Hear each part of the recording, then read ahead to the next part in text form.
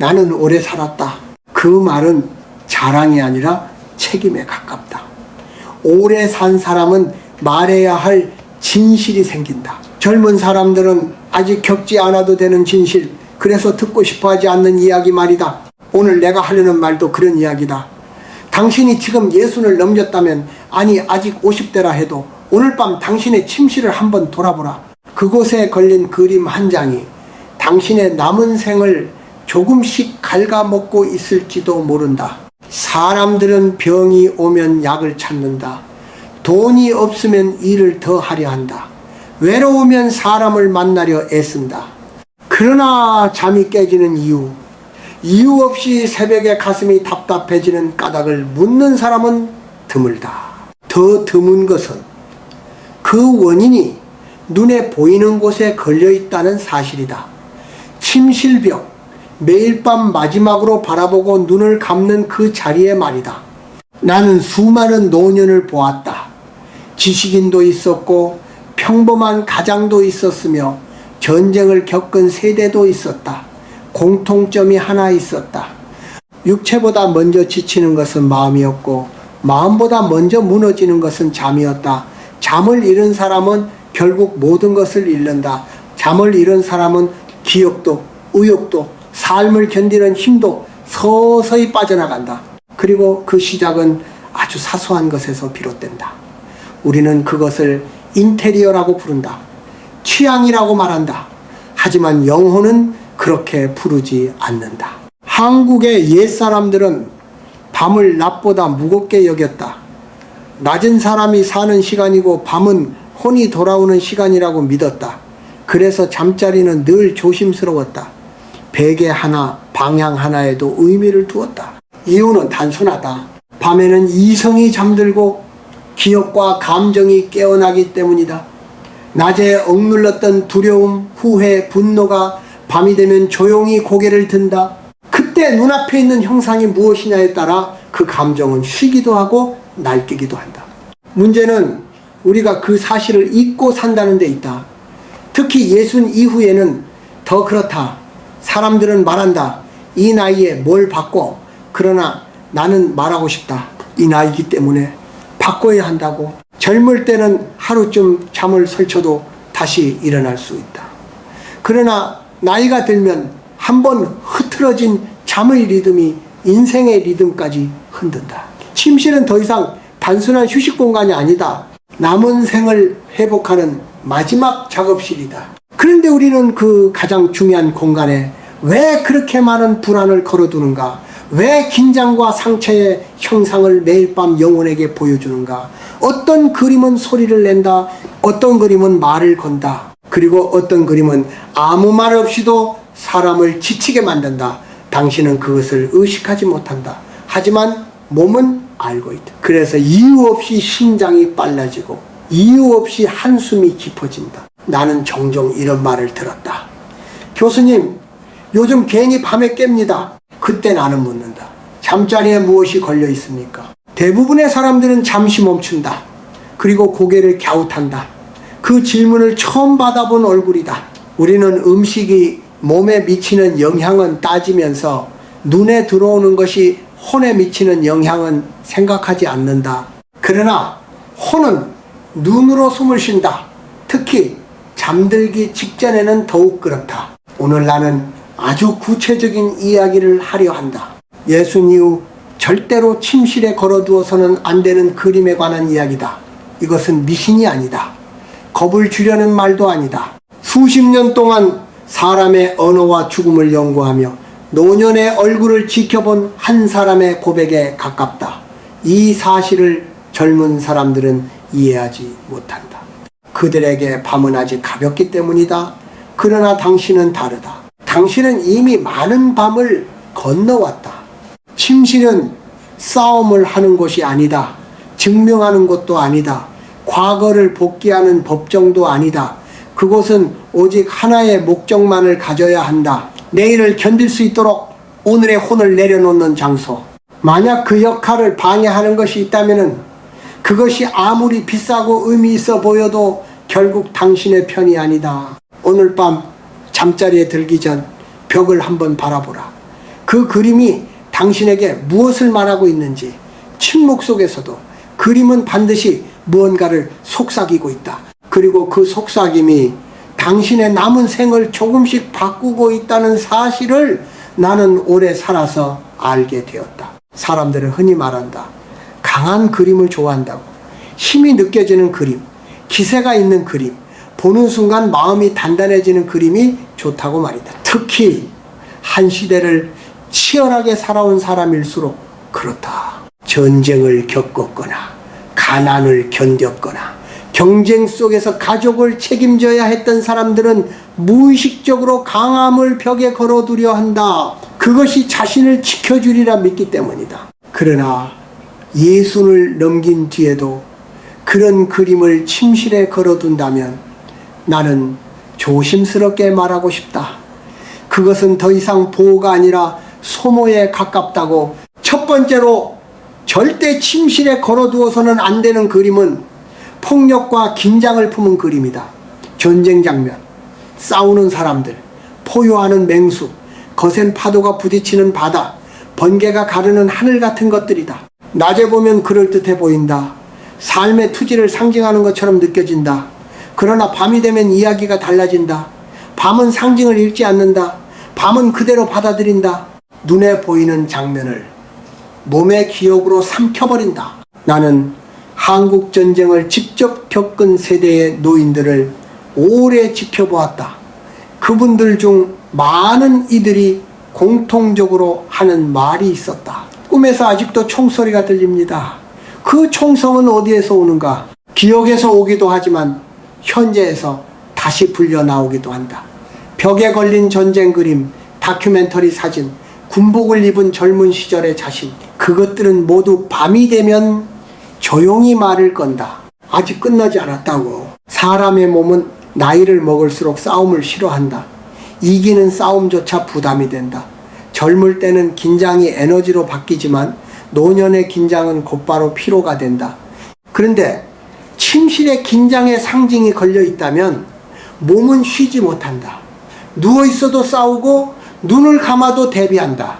그래서 이유 없이 어깨가 굳고 심장이 빨리 뛰고 깊은 잠으로 내려가지 못한다. 사람들은 그것을 노화라고 부른다. 그러나 나는 말하고 싶다. 그것은 노화가 아니라 아직 싸움을 끝내지 못한 상태라고. 맹수 그림도 마찬가지다. 호랑이, 사자, 독수리 같은 동물은 한국 문화에서 힘과 권위를 상징해왔다. 젊은 시절 사무실이나 거실에 걸어두는 것은 이해할 수 있다. 그러나 침실은 다르다. 침실은 권력을 전시하는 공간이 아니다. 그곳은 무장을 해제하는 장소다. 맹수의 눈빛은 밤에도 살아있다. 그 시선은 잠든 사람을 가만두지 않는다. 몸은 그것을 위협으로 인식한다. 아무리 이성으로 그림일 뿐이라고 말해도 신경은 그렇게 단순하지 않다. 나는 한번 이런 노인을 만난 적이 있다. 평생 군인으로 살았고 집 침실 벽에 큰 호랑이 그림을 걸어두고 있었다. 그는 늘 새벽 4시쯤 눈이 떠진다고 했다. 특별히 악몽을 꾸는 것도 아니었다. 다만 눈을 뜨면 가슴이 답답하고 다시 잠들기 어려웠다. 나는 조심스럽게 그림 이야기를 꺼냈다. 그는 웃으며 말했다. 이게 나를 지켜준다고 생각했어요. 몇 달 뒤 그 그림을 다른 방으로 옮겼다는 소식을 들었다. 그리고 이렇게 말했다. 이상하게도 잠이 조금 깊어졌습니다. 그는 그 이유를 끝내 설명하지 못했다. 그러나 몸은 이미 알고 있었다. 폭풍과 파도, 그림도 그렇다. 인생의 거친 시간을 상징한다고들 말한다. 그러나 예순 이후의 인생은 더 이상 거친 바다를 건너는 시간이 아니다. 이미 많은 파도를 넘었다. 이제 필요한 것은 잔잔함이다. 그런데도 침실에 요동치는 바다를 걸어두면 몸은 끊임없이 균형을 잡으려 한다. 그 결과 잠은 얕아지고 꿈은 불안해진다. 아침에 일어나면 아무 일도 하지 않았는데 이미 지쳐있다. 이어령이라는 사람의 이름으로 말하자면 인간은 언어로만 생각하지 않는다. 이미지로도 생각한다. 특히 말이 사라지는 밤에는 이미지만이 남는다. 그 이미지가 폭력과 긴장을 담고 있다면 그 밤은 결코 온전한 휴식이 될 수 없다. 젊은 사람들은 이해하지 못한다. 그들은 아직 몸이 튼튼하고 긴장을 견딜 힘이 있다. 그러나 당신은 다르다. 당신의 몸은 이제 싸움이 아니라 평화를 원한다. 침실에서 강함을 증명하려 하지 말라. 이미 충분히 증명했다. 당신이 지금까지 살아왔다는 사실 하나만으로도 그 어떤 맹수보다 강하다. 그러니 이제는 벽에 걸린 싸움부터 내려놓아도 된다. 그것은 패배가 아니라 마지막 지혜에 가깝다. 밤은 싸우는 자의 편이 아니다. 밤은 내려놓는 자에게만 깊이를 허락한다. 사람이 나이를 먹을수록 밤은 점점 길어진다. 시계로 재면 같을지 몰라도 체감은 다르다. 젊을 때의 밤은 잠깐 눈을 붙이는 사이에 지나가지만 노년의 밤은 생각과 함께 늘어진다. 그 생각의 대부분은 앞으로가 아니라 뒤를 향한다. 지나온 시간, 이미 떠난 사람, 다시 돌아갈 수 없는 장면들. 그래서 예순을 넘긴 사람의 침실에는 종종 과거가 걸려있다. 사진 한 장, 그림 한 폭, 풍경 하나가 모두 추억이라는 이름으로 벽에 남아있다. 그러나 여기에는 분명한 경계가 있다. 기억하는 것과 밤마다 다시 살아내는 것은 다르다. 두 번째로 절대 침실에 걸어두어서는 안 되는 그림은 상실과 이별을 반복해서 떠올리게 만드는 그림이다. 이미 세상을 떠난 사람의 얼굴, 홀로 남은 뒷모습, 비어있는 의자, 해질녘의 역과 항구 같은 장면들이다. 낮에 보면 그리움처럼 느껴질 수 있다. 그러나 밤이 되면은 그것은 그리움이 아니라 호출이 된다. 잠든 영혼을 과거로 불러내는 신호가 된다. 나는 오랫동안 사람의 말과 침묵을 연구해 왔다. 그 과정에서 알게 된 사실 하나가 있다. 사람은 말로 울기보다 잠으로 운다는 것이다. 낮에는 참는다. 가족 앞에서, 세상 앞에서 어른답게 버틴다. 그러나 밤이 되면 억눌린 감정이 꿈의 형태로 흘러나온다. 그때 벽에 걸린 그림은 배경이 아니라 무대가 된다. 상실의 그림은 그 무대를 늘 같은 장면으로 고정시킨다. 떠난 사람은 떠나지 못하고 남은 사람은 매일 작별을 반복한다. 한국 사회에서 노년의 고독은 흔히 미화된다. 자식 위해 희생한 부모, 묵묵히 참고 살아온 세대. 그러나 그 고독을 침실까지 끌고 들어올 필요는 없다. 특히 사진이나 그림으로 돌아가신 가족을 침실에 두는 경우가 그렇다. 존경과 사랑의 표현이라고들 말한다. 거실이나 다른 공간이라면 이해할 수 있다. 그러나 침실은 다르다. 그곳은 살아있는 사람이 숨을 고르는 장소다. 떠난 이를 기리는 마음과 나 자신을 살리는 공간은 구분되어야 한다. 나는 한 여성을 기억한다. 남편을 일찍 떠나보낸 뒤 침실벽에 늘 두 사람의 옛 사진을 걸어두고 있었다. 사진 속에서 남편은 웃고 있었지만 그녀의 잠은 웃지 못했다. 매일 새벽 같은 시간에 깼고 다시 잠들기까지 오래 걸렸다. 그녀는 말했다. 보고 있으면 마음이 놓여요. 그러나 몸은 달랐다. 몸은 매일 밤 다시 이별을 준비하고 있었다. 결국 사진을 다른 방으로 옮긴 뒤에야 그녀는 처음으로 꿈없는 잠을 잤다고 했다. 그것은 배신이 아니었다. 오히려 살아있는 쪽의 예의에 가까웠다. 풍경도 마찬가지다. 고향 마을의 낡은 골목, 사람이 떠난 들판, 문 닫은 가게를 그린 그림들. 그것들은 지나온 시간을 떠올리게 한다.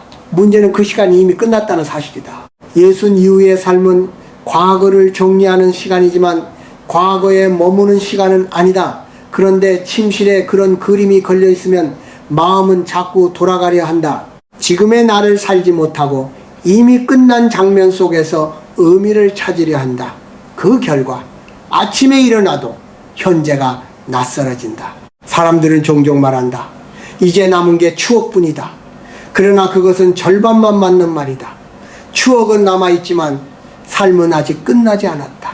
침실은 남은 삶을 위한 장소여야 한다. 그런데 상실의 그림이 그 공간을 차지하면 삶은 매일 밤 과거와 경쟁하게 된다. 이길 수 없는 싸움이다. 과거는 언제나 강하다.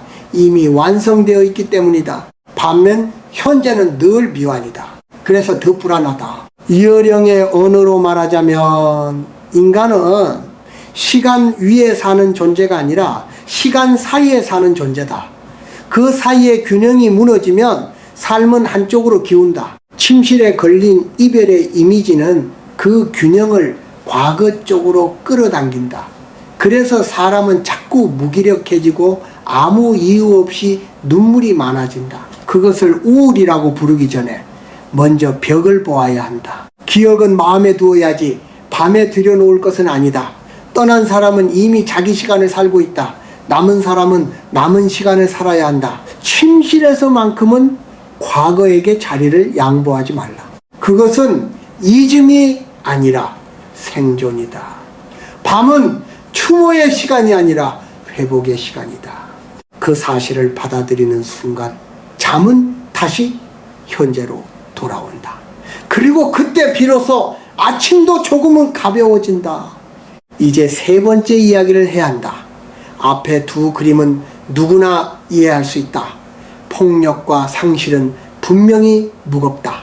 그러나 세 번째 그림은 가장 알아차리기 어렵고 그래서 가장 오래 사람을 소모시킨다. 겉으로 보기에는 조용하고 특별히 불길하지도 않다. 오히려 세련되어 보이고 깊이가 있는 것처럼 느껴진다. 바로 의미가 닫혀있는 그림, 출구가 없는 그림이다. 어둡고 무거운 색조, 무엇을 말하는지 알 수 없는 형상, 바라보는 사람마다 다른 해석을 강요하는 추상적인 이미지들이다. 사람들은 이런 그림을 두고 말한다. 생각하게 만든다고, 여운이 있다고. 맞는 말이다. 문제는 그 생각과 여운이 밤에도 계속된다는 데 있다. 예순 이후의 인간은 더 이상 생각으로 회복하지 않는다. 생각은 낮에 해야 할 일이고 밤은 생각을 내려놓아야 하는 시간이다. 그런데 침실의 해석이 끝나지 않는 그림이 걸려 있으면 마음은 잠들지 못한다. 눈을 감아도 그림이 이어지고 꿈속에서도 답을 찾으려 한다. 그 결과 잠은 깊어지지 않고 피로는 쌓인다. 나는 노년의 불면을 연구하면서 흥미로운 사실을 하나 발견했다. 많은 사람들이 아무 걱정도 없는데 잠이 안 온다고 말한다. 그러나 그 방에 들어가 보면 벽에는 늘 무언가 복잡한 그림이 걸려 있다. 색은 어둡고 형태는 불안정하며 시선이 머물 곳이 없다. 사람의 눈은 쉬고 싶어 한다. 특히 나이가 들수록 그렇다. 그런데 쉴 자리가 없는 그림을 매일 밤 마주하면 눈은 감겼지만 마음은 계속 서성인다. 출구가 없는 그림은 삶의 상태와 닮아 있다. 젊을 때는 막다른 길도 모험처럼 느껴진다. 그러나 노년에게 막힘은 곧 두려움이다. 그런데 침실 벽에 그 막힘을 닮은 그림이 있다면 몸은 그것을 삶의 은유로 받아들인다. 앞이 보이지 않는다. 더 갈 곳이 없다는 감각이 잠결에 스며든다. 그러면 아침에 일어나기도 전에 이미 지친다. 하루를 시작하기도 전에 끝에 와 있는 기분이 된다. 그렇다면 무엇을 내려놓고 무엇을 남겨야 하는가? 예순 이후의 침실은 점점 단순해져야 한다. 물건뿐 아니라 이미지도 마찬가지다. 벽에는 이야기가 많지 않아야 한다. 질문을 던지는 그림보다 대답을 주는 그림이 낫다. 복잡한 형상보다 한눈에 들어오는 장면이 좋다. 길이 있다면 더 좋고 창이 있다면 더 좋다. 멀리로 이어지는 산길, 물이 고여있는 연못, 아침 햇빛이 스며드는 창가 같은 것들이다. 한국의 옛집을 떠올려보라. 잠자리는 늘 바깥과 이어져 있었다. 문을 열면 마당이 보이고 하늘이 보였다. 그것은 단순한 구조가 아니라 마음을 밖으로 내보내는 장치였다. 숨이 막히지 않게 하기 위해서였다. 그림도 마찬가지다. 침실에 걸린 그림은 마음의 숨구멍이어야 한다. 바라보면 저절로 호흡이 길어지고 생각이 멈추는 그림. 그런 그림만이 밤에 남을 자격이 있다. 행동도 함께 바뀌어야 한다. 예순 이후에는 밤을 준비하는 습관이 중요하다. 잠자리에 들기 전 오늘의 억울함을 정리하지 못했다면 그 감정은 그림에 기대어 남는다. 그래서 밤에는 말을 줄이고 기억을 정리해야 한다. 이미 끝난 일은 내일로 가져가지 말고 오늘에 두고 잠들어야 한다. 침실에서만큼은 세상과 거리를 두어야 한다. 그 거리만큼 잠은 깊어진다. 사람에게 상처를 받았을 때도 마찬가지다. 누군가의 말이 마음에 남아있다면 그것을 침실까지 데려오지 말라. 그 말은 낮의 것이지 밤의 것이 아니다. 침실은 상처를 분석하는 장소가 아니라 상처를 내려놓는 장소다. 그림 하나, 물건 하나가 그 역할을 방해한다면 과감히 치워야 한다. 그것은 버림이 아니라 보호다. 나 자신을 보호하는 가장 조용한 선택이다. 예순 이후의 삶은 더 넓어지지 않는다. 대신 깊어진다. 그 깊이를 감당하려면 밤이 도와줘야 한다. 깊은 잠은 깊은 삶을 만든다. 그리고 깊은 잠은 조용한 이미지에서 시작된다. 침실의 벽은 당신의 남은 생을 비추는 거울이다. 그 거울이 어둡고 막혀 있다면 삶도 그렇게 보인다. 이제는 바꿔도 된다. 늦지 않았다. 오히려 지금이 가장 알맞은 때다.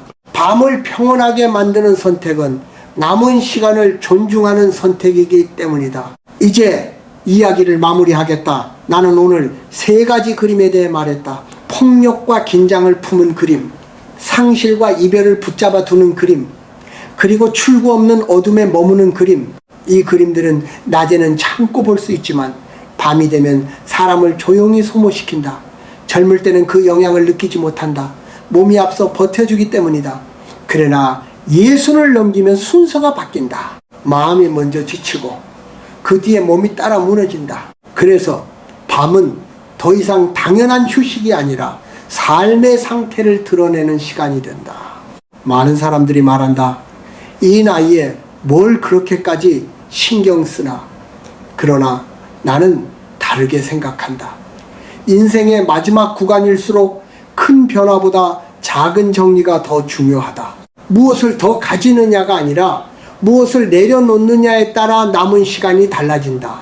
침실은 그 선택이 가장 분명하게 드러나는 장소다. 그곳은 증명하는 공간이 아니라 스스로를 쉬게 하는 공간이어야 한다. 잠을 잘 자는 노년과 그렇지 못한 노년은 얼굴부터 다르다. 잘 자는 사람은 말수가 적어도 눈빛이 안정되어 있다. 반대로 잠을 잃은 사람은 늘 마음 한쪽이 쥐어짜인 듯하다. 그 차이는 약보다 환경에서 온다. 특히 밤의 환경에서 온다. 침실 벽에 걸린 그림은 말이 없지만 매일 같은 이야기를 반복한다. 그 이야기가 불안이라면 몸은 매일 밤 불안을 연습하게 된다. 무엇을 걸어야 하느냐보다 무엇을 치워야 하느냐를 먼저 생각하라. 비워진 벽은 생각보다 큰 평안을 준다. 굳이 걸고 싶다면 설명이 필요 없는 그림이면 충분하다. 보는 순간 숨이 길어지는 것, 더 생각하지 않아도 되는 것, 그것이면 된다.